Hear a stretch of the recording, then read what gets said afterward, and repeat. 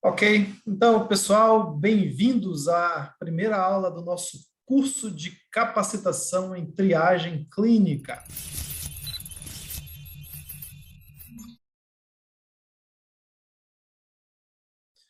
que está sendo realizada pelo Hospital de Clínicas Gaspar Viana, sob a minha supervisão, Vitor de Holanda. Atuo como cardiologista, atualmente coordenador do serviço de apoio à triagem e do serviço de emergência cardiológica.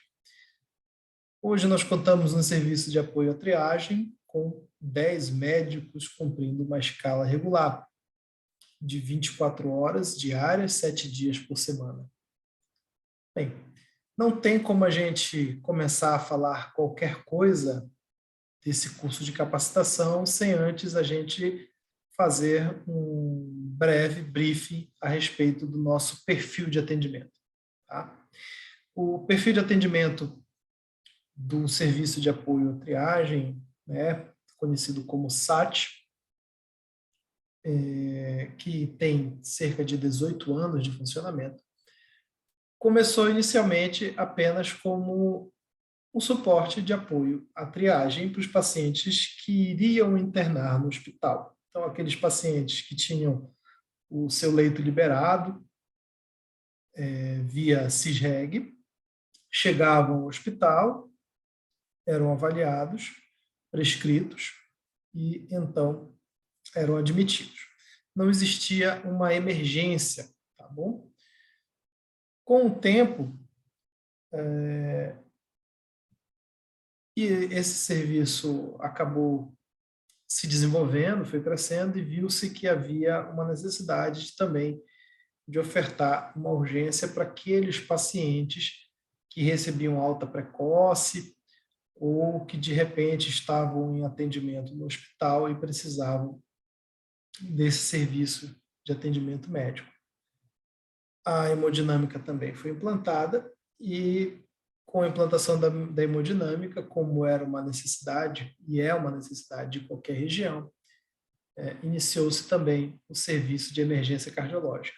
Então a coisa foi acontecendo ao longo do processo sem realmente ter sido estruturado para aquilo naquele momento, né? Foi acontecendo porque necessitava disso.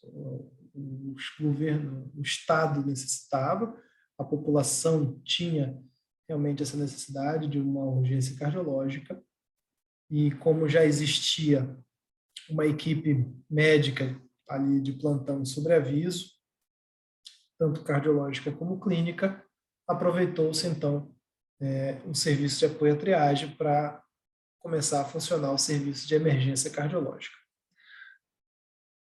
Rapidamente, isso acabou se espalhando pelo Estado e o serviço de apoio à triagem, o SAT, se tornou uma referência no Estado em atendimento às cardiopatias agudas, como infarto agudo com supra, infarto sem supra, arritmias, insuficiência cardíaca aguda. As primeiras gestões fizeram questão de realmente estabelecer uma rotina de atendimento e atender a população com o melhor que podiam. Com isso, essa capacidade de resolutividade, de realmente atingir as metas, acabou que foi se espalhando e a gente passou a receber, então, pacientes fora do perfil, né, do que foi criado inicialmente. Então, todo e qualquer paciente com suspeita de cardiopatia passou a ser encaminhado via regulação. Antigamente, só se entrava no hospital via regulação. E aí lá era realizada uma triagem desses pacientes para saber se ele realmente era o nosso perfil ou não. Há alguns anos, eu não sei precisar quantos, se é 12 anos ou há 10 anos, o SAT virou o que se chamou de porta aberta. Tá? Mas porta aberta em que sentido? Não é uma emergência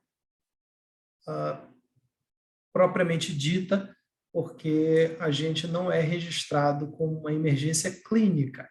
O Serviço de Apoio à Triagem e Serviço de Emergência Médica, o SAT-SERC, ele não é registrado no SUS como uma emergência clínica, ou seja, nós não estamos regulados, nós não estamos pactuados para atender, por exemplo, pneumonias, corpo estranho, ou algo que uma UPA faz, né? Aquele atendimento inicial que uma UPA faz. Nós viramos, então, porta aberta para as emergências cardiológicas, tendo em vista que o atendimento a uma emergência cardiológica tem que ser o mais breve possível. Então, o paciente com dor precordial, quanto mais breve ele for atendido, principalmente no caso de supradesnivelamento do segmento ACT, melhor é o prognóstico. E assim surgiu a emergência de porta aberta para as emergências cardiológicas. Então, isso foi uma resolução que acabou sendo convencionada para essas situações. Bem, existe uma dificuldade na formação, e eu me incluí nisso, de entender que toda e qualquer regulação, toda e qualquer transferência entre unidades de atendimento primário devem ser reguladas. Eu trabalhei em interior durante um bom tempo e eu não nego que no início da minha carreira médica, se eu tinha um paciente com um determinado perfil, eu colocava numa ambulância e levava ao hospital que eu achava que iria receber aquele perfil. Eu tinha sempre um cuidado, que era, se o paciente é potencialmente grave, eu vou acompanhando. Eu nunca deixei de acompanhar, tá? De deixar um paciente só com técnico. Mas, por muitas vezes, eu cheguei na unidade em que era o destino e aquela unidade não tinha condições de receber, por estar superlotada ou por, no final das contas, o paciente não ser realmente o perfil daquela unidade. E eu sempre recebi essa informação, quando eu passava pelas triagens, de que eu deveria realmente ter um contato. E eu procurei me informar de como isso poderia ser feito, e realmente isso tem que ser feito. Isso é uma regulamentação do SUS, tá bom? Então, existe uma legislação do SUS a respeito das emergências, de como elas devem ser conduzidas, e existe um posicionamento do Conselho Federal de Medicina a respeito da mesma coisa. Eu trouxe aqui um resumo, é um parecer, tá bom? Aqui no final eu devo ter um parecer de um relator a respeito da portaria 2048 de 2002, que é a portaria que regula as urgências e emergências médicas. Qualquer urgência e emergência médica, ela tem que atender a essas normas que estão aqui, tá bom? Então, é uma legislação federal, portanto, é a autoridade máxima em lei. E o relator Mauro Luiz de Brito Ribeiro fez um parecer em cima da lei, onde ele destaca, tá, que existe na previsão de lei um sistema chamado vaga zero. Que é o vaga zero? Tá? Vaga zero é, por mais que eu esteja em superlotação, para aquelas situações em que são o meu perfil ou que levem a risco imediato à vida, eu tenho que atender, eu tenho que dar um jeito. Tá? Então, por exemplo, digamos que um paciente tem uma taquicardia ventricular na frente de um hospital particular. O hospital particular tem que dar o primeiro atendimento. Mesmo ele não tendo dinheiro, o plano de saúde. Isso aí não é importante naquele momento. O importante é você salvar a vida daquele doente, você estabelecer situação em que você evite a morte. Com relação às urgências, as urgências elas são divididas em níveis.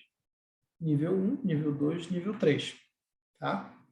Onde o nível 1 são as urgências UPAs, né? As unidades de pronto atendimento.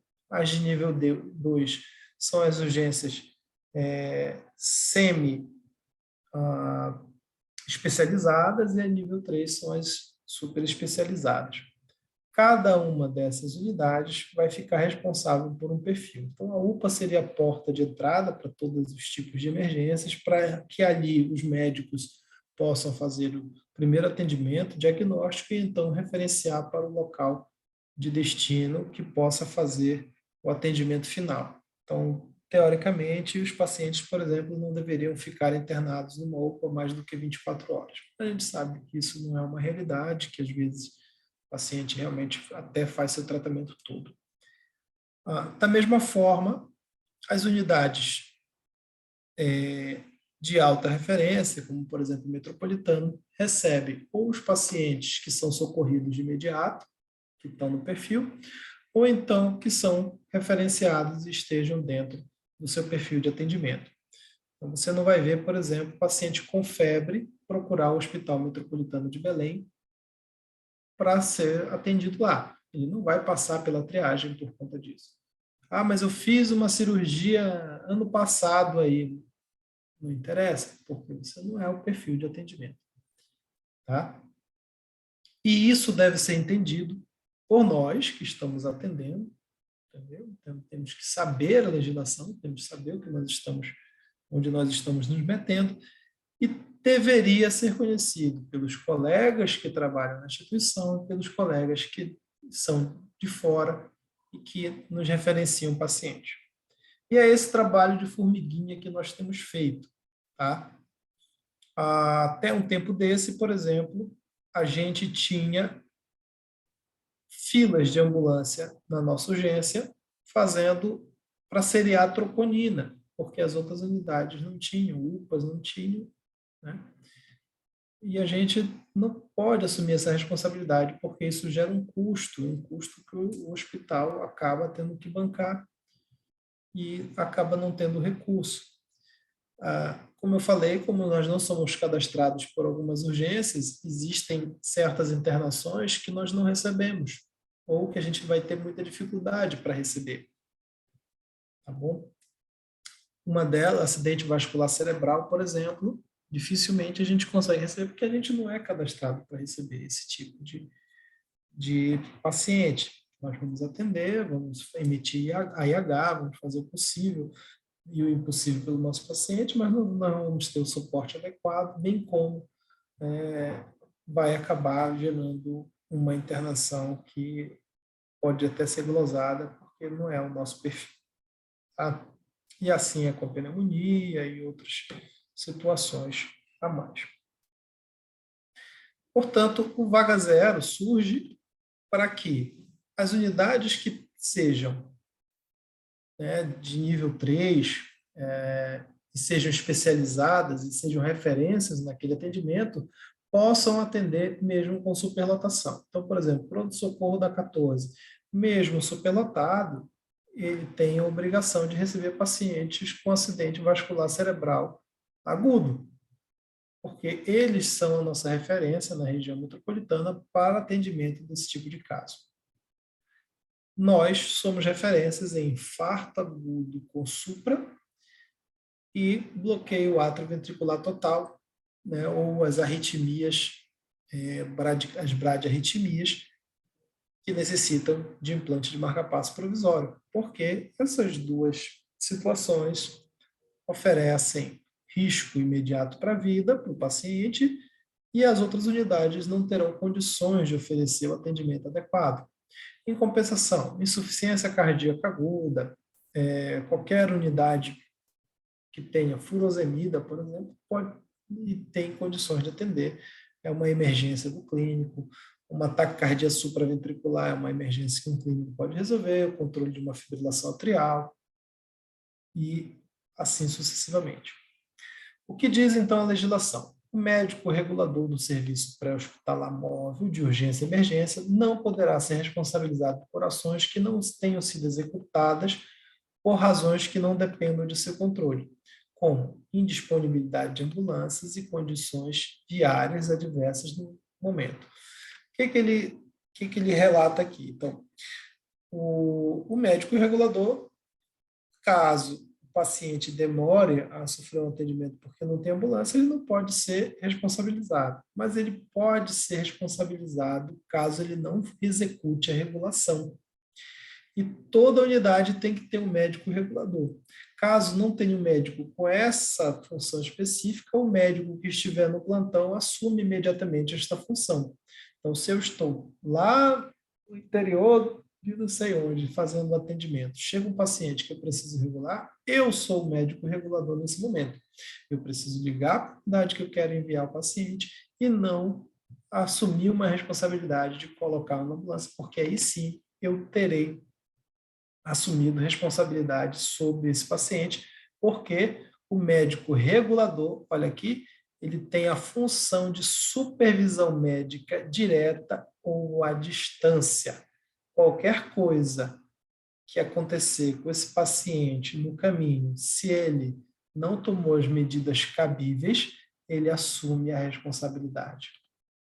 Então, o paciente chegou na porta do hospital, e ele foi mal referenciado, e com isso ele sofreu uma parada cardíaca por conta disso, ou morte por outra causa, o médico que enviou o paciente de qualquer jeito, só com um técnico, só com um motorista, ele é responsabilizado, inclusive criminalmente. Entretanto, não é porque nós temos que aceitar esses perfis de paciente que a lei diz que é põe lá e vai porque eles têm que aceitar.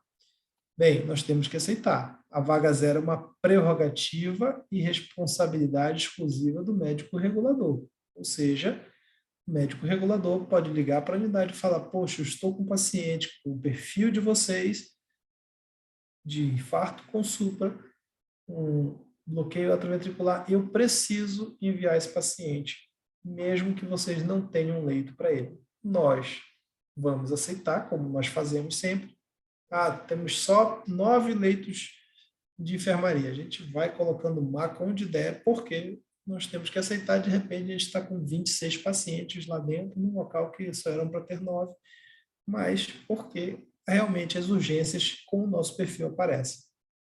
Entretanto, o médico regulador, no caso de utilizar o recurso vaga zero, deverá, olha aqui, obrigatoriamente tentar fazer contato telefônico com o médico que irá receber o paciente.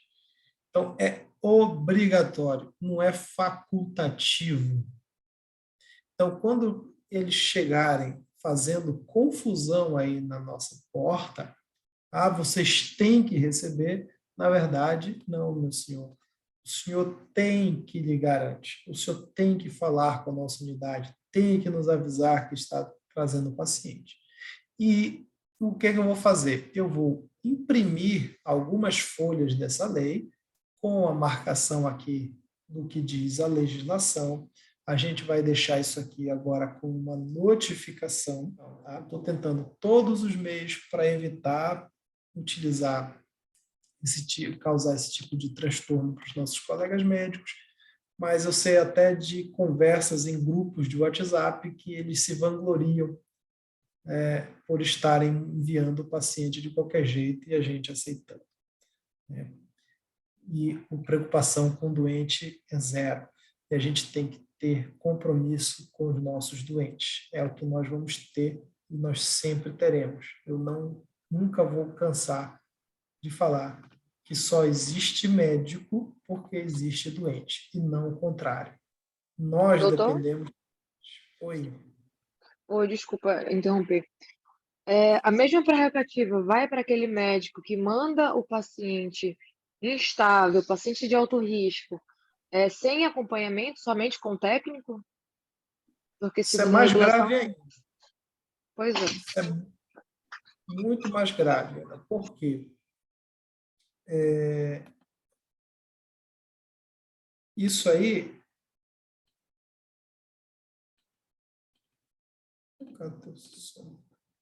Ele, além de não ter tido contato prévio, tá? Ele ainda enviou o doente de qualquer forma. Né? Ele não veio acompanhando. É obrigatório que o médico que fez o atendimento, ou que ele chame uma ambulância que tenha médico com suporte adequado, ou que ele acompanhe. Ah, mas eu sou o único médico da unidade. Sim, você é simplesmente responsável por aquele doente que você está atendendo no momento. Se chegar um outro doente grave, coisa parecida, ele vai ter que ser direcionado para outra unidade. Você não está abandonando o plantão, mas você não pode abandonar o doente grave. Tá? Isso aí fere princípio de ética médica, princípio legal, e não pode acontecer. Se ele acha que o paciente é grave o suficiente para que ele seja atendido na nossa unidade, que ele não pode conduzir na unidade dele, então que ele venha acompanhando. Tá?